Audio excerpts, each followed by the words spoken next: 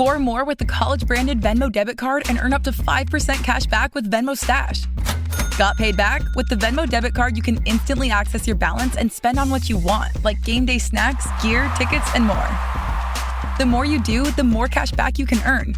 Plus, there's no monthly fee or minimum balance. Sign up now at Venmo.com/collegecard. The Venmo MasterCard is issued by the Bancorp Bank N.A. Select schools available. Venmo Stash terms and exclusions apply at venmo.me/stash terms. Max $100 cash back per month.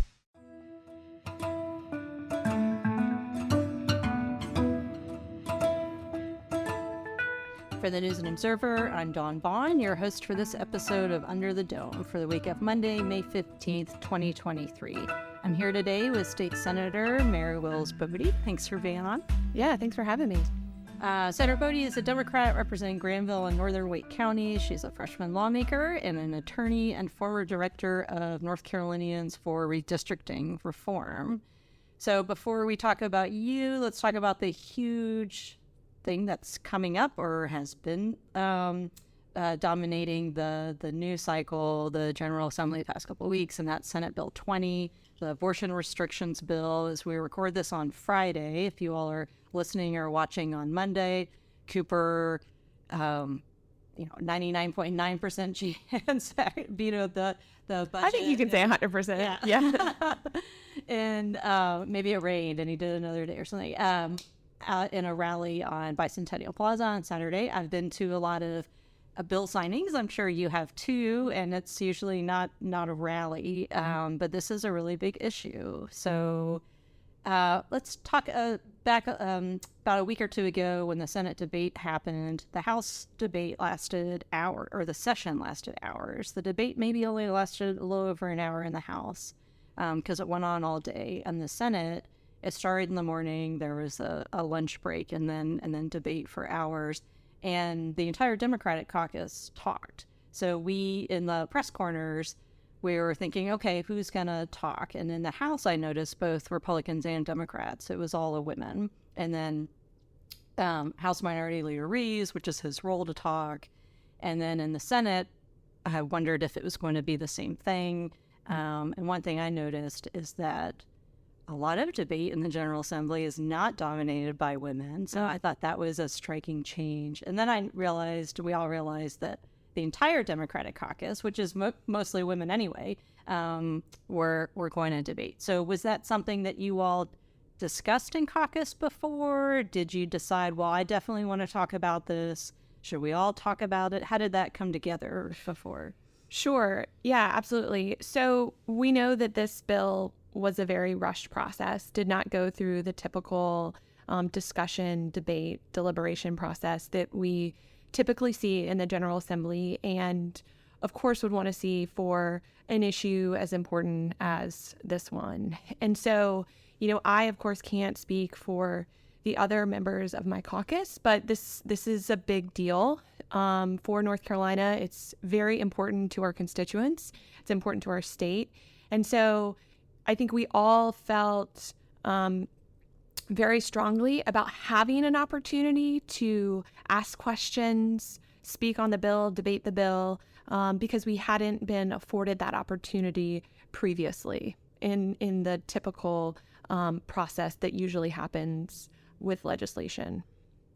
Do you think the Rules Committee was really the only opportunity for kind of crosstalk? And as people who, listening to the podcast, you're probably familiar with how the state legislature works, and a lot of debate is in committees, and that's drawn out, and bills, might be tweaked or changed some in committee, but that wasn't the case with this, right? Sure, because it was a committee substitute, it was not amendable.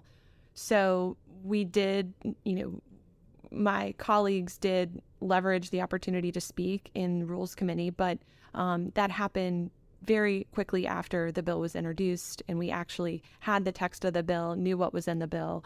And so for those of us who aren't on rules, the floor debate was an opportunity to really speak to and ask those questions that we hadn't been able to address in rules.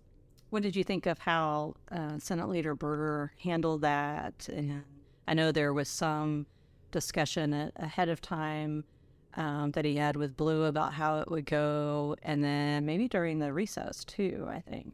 Sure. So, I think we were all, we all wanted to have an opportunity to speak, and we were given that opportunity. And I think that was really important, not just for our caucus, but for the Senate as a body. So that was something that I think, the Senate leadership, we were all very, very happy with having a chance to speak to the bill. I think the question was whether we would have 30 minutes to speak or 10 minutes to speak, which is a procedural rule. Since we were speaking on a motion, we were only given 10 minutes to speak, as opposed to on the floor when you speak on a bill, you get 30 minutes to speak. So it was kind of my understanding was trying to figure out which one was the appropriate time period for the procedural aspect of what was transpiring. I think in the rules in the House, it was 15 minutes, but that would have been a really, really long session if everybody in the House had talked for 15 minutes. Do you think that we would still be in session, I think. I think Speaker Moore may have made that joke too. Oh, well, it's true.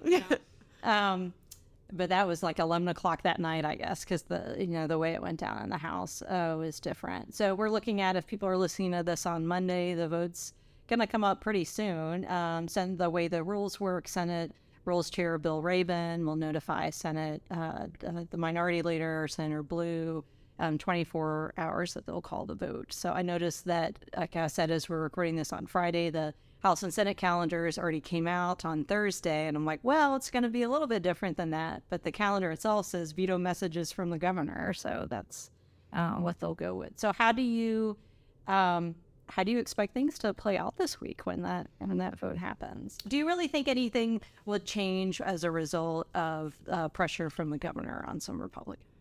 I don't know. I think that we are, this is very unprecedented. This is all happening very quickly in real time in a very expedited fashion. And, time will tell.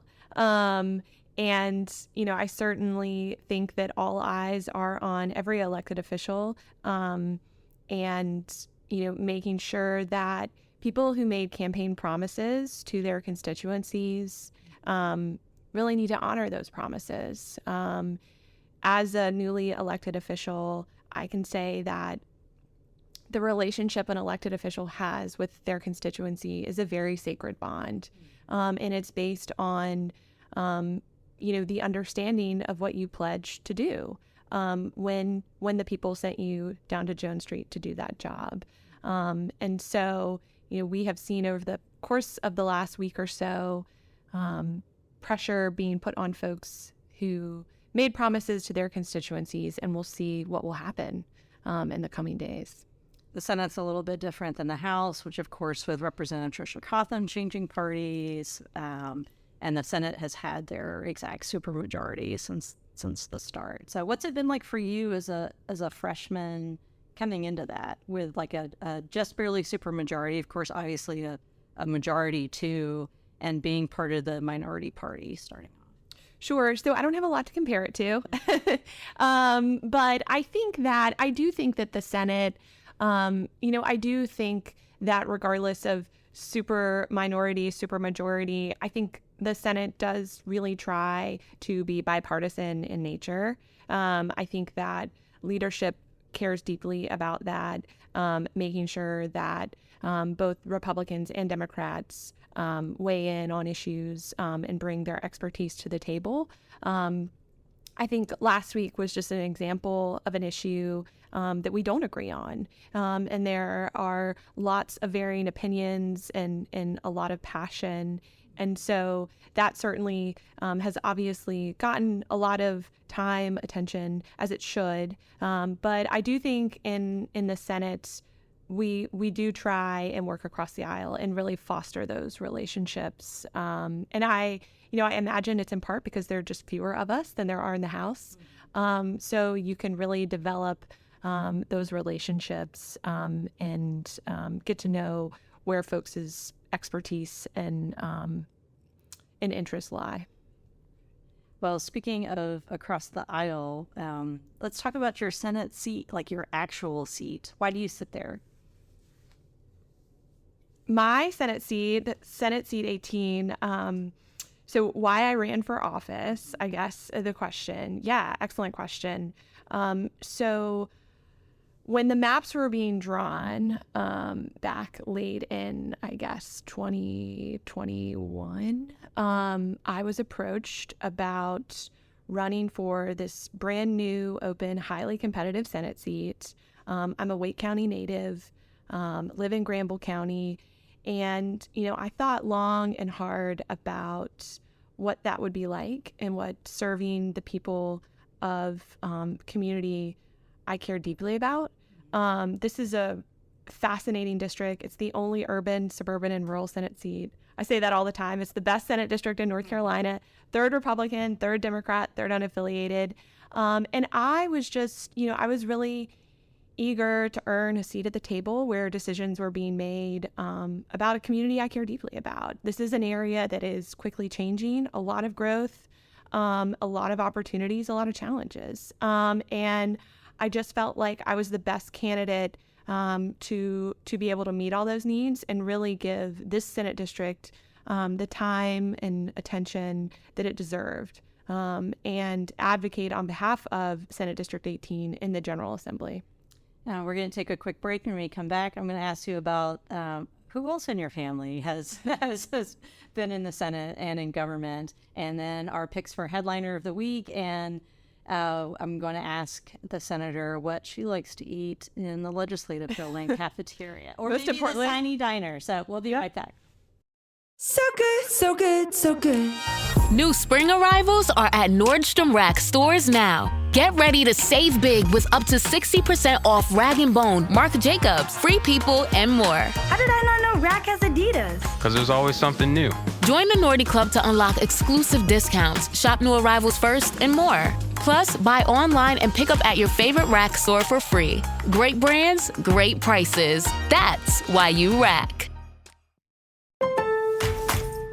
Springfest means more sun, more fun, and more free at Lowe's. Keep your yard in line with an additional free Ego 56-volt battery when you buy a select Ego mower, trimmer, or blower. Plus, keep landscaping fresh with Stay Green 1 cubic foot garden soil, 5 bags for $10. Our best lineup is here at Lowe's. Valid through 4/8 while supplies last. Selection varies by location. Soil offer excludes Alaska and Hawaii. You're listening to Under the Dome. I'm News and Observer State Capitol Bureau Chief Dawn Vaughan, here with State Senator Mary Wills Bode. Mary Wills is your first name, so if anyone was wondering about that, it's not two last names. So before the break, we were talking about your Senate seat, and your both sides of your family, or like multiple relatives, have worked in government and politics. So if people don't already know, tell us. Yeah, sure. Absolutely. So I grew up in a political household. My mom worked for Governor Hunt for many years. She helped start Smart Start in North Carolina and was DHHS secretary, advocated for a long time for juvenile justice as well. And my parents actually met on a political campaign many, many years ago. And my dad has been in and around politics, managing campaigns, and then going into government affairs. And so politics and public service was just part of my life growing up. But Senate District 18, and more specifically representing Granville County in the North Carolina State Senate, my grandfather, Wills Hancock, for who I am named, represented Granville County in the North Carolina State Senate, and his father, Franklin Wills Hancock, represented Granville County in the North Carolina State Senate as well. So, I'm proud to be part of that lineage of people who have stepped up to serve, and was very glad that I got to sit in my seat, Senate seat 31 on the floor. Was my grandfather's seat as well. So I think about that a lot when I'm in there. So did did that make you more inclined or less inclined to run, coming from a family on politics? Do you remember changing your mind maybe as a kid, thinking, oh, I want to get into this? No, I definitely don't. Or how did that come about? Did they encourage you, discourage you? Yeah, so I think, my parents have always encouraged me to, not sit on the sidelines. Really, when there is an opportunity that presents itself to stand up and advocate for something you believe in, they have encouraged me to do that. So this was just part of that. Certainly had many conversations with my family before I decided to run. Also for me, the timing worked out really well. I'm single. I don't have any kids. It's a lot to ask of a family to step into this current political arena. So it just felt like the right time for me to take this on, and was super grateful that, my parents were right there with me, alongside me, and my brothers as well. And they've just been tremendous mentors and supporters, and they've seen so much. I think that's the thing we were talking about earlier, past sessions, or when you've been around it for as long as they have, they've seen so much, and they have so much wisdom to impart about the political landscape. Is there a downside that they gave you advice about? I think that they were, I think they've just been really excited. I'm sure parents worry about their children when they are, stepping into the arena, especially as hostile a political environment that we are in right now. But I had their full blessing. And, I know that they're right beside me every step of the way. So, and I also think politics has changed a little bit since they were in their heyday with social media in particular. And, I think just really staying grounded in why you're doing what you're doing, and the service is, all the other kind of concerns just fall by the wayside. Well, we were talking a little bit about maps and your background in redistricting. What do you think is coming up this year with redistricting? And what obviously, what are your opinions on it? Oh man, well, my crystal ball is out of order for today, so I don't have much visibility. I of course advocated for a couple years, and still am an advocate of, but not in a formal role, for bipartisan redistricting reform. I think that when we know what the rules of the game are and there's transparency, it yields a better outcome. And so, with the Supreme Court in North Carolina's decision that issues of partisan gerrymandering, they're non-justiciable. That really puts the burden on the legislature to navigate this issue and decide what our rules are going to be and how we are going to follow them. And so I think that's really important, because this is an issue that the people of North Carolina care deeply about. And, I think has been different than maybe a decade or two ago, when folks weren't talking about partisan gerrymandering. But people are very much aware of what is going on, and this idea of fairness and politicians picking their voters instead of voters picking their politicians is very dangerous to the democratic process. Do you think your district will change? I think my district may change some. Under the North Carolina Constitution, we have a whole county provision and a county cluster. So, we'll see what happens with that. But, I'm definitely keeping an eye on what's transpiring, and, time will certainly tell. So let's change gears here and talk about food. We're recording this in your office in the Legislative Office Building. So there's the LOB snack bar, there's the Legislative Building cafeteria and snack bar, and the Siney Diner. What's your go-to for lunch here, or do you eat lunch? Yeah, I love this question. Could talk about food all day long. I do try and go down to the cafeteria I am very boring. I try and get a salad and eat really healthy.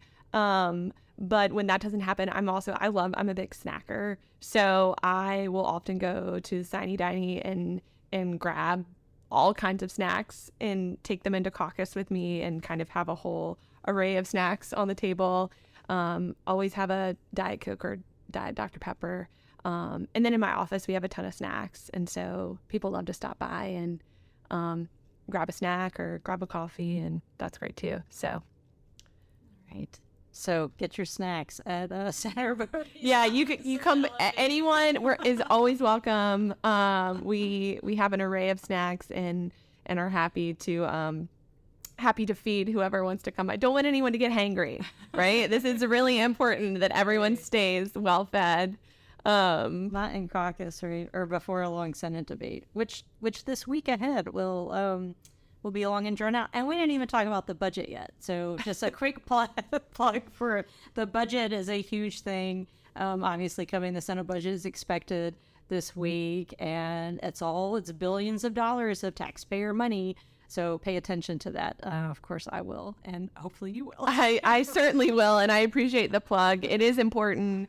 It is our taxpayer dollars being and how they're going to be invested. So it's a very important process, and looking forward to seeing the Senate budget as well. All right, drink your coffee now, everybody.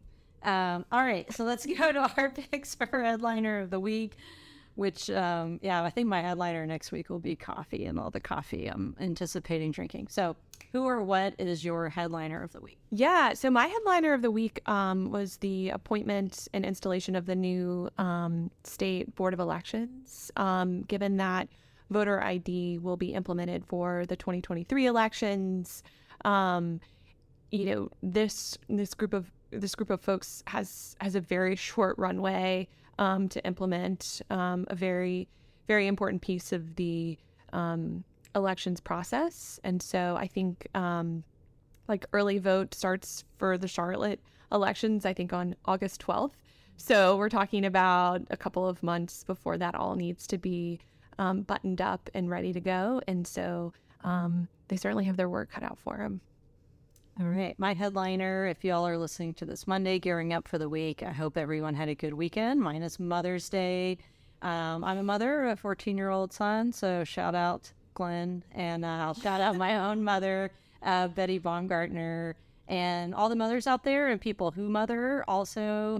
I hope that you had a good weekend. And for those of you in legislative land, drink your coffee because we're all going to need it. So yeah, and rest up. That's all right. All right, I'm Dawn Vaughan here with Senator Bode. Thanks for being on for the News and Observer. We'll talk to you next time. Thanks for having me.